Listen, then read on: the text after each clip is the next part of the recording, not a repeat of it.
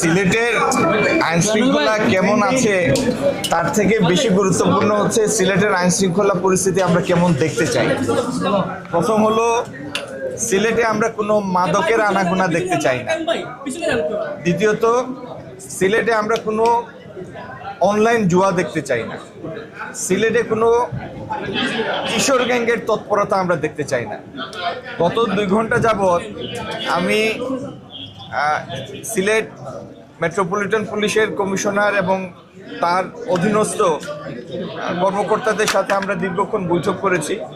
এই বৈঠকে আমার সাথে সিলেট সিটি কর্পোরেশনের প্রশাসক মহোদয়,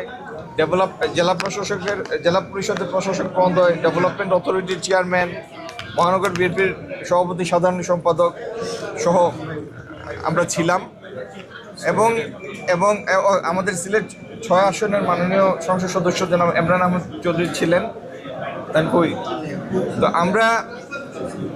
আমরা এই বিষয়ে এসএমপির কাছে আমাদের স্পষ্ট বার্তা দিয়েছি যে আগামী দিনে মাদক, অনলাইন জুয়া এবং কিশোর রঙের কোনো তৎপরতা আমরা সিলেটে দেখতে চাই না। এবং এসএমপির কমিশনার মহোদয় আমাদেরকে আশ্বস্ত করেছেন যে এই জন্য যে কাজ করা দরকার আইনের ভিতরে সেই কাজই তিনি করবেন এবং আগামী দিনে এই সমস্যাগুলি নির্মূলের উদ্যোগ নেবেন।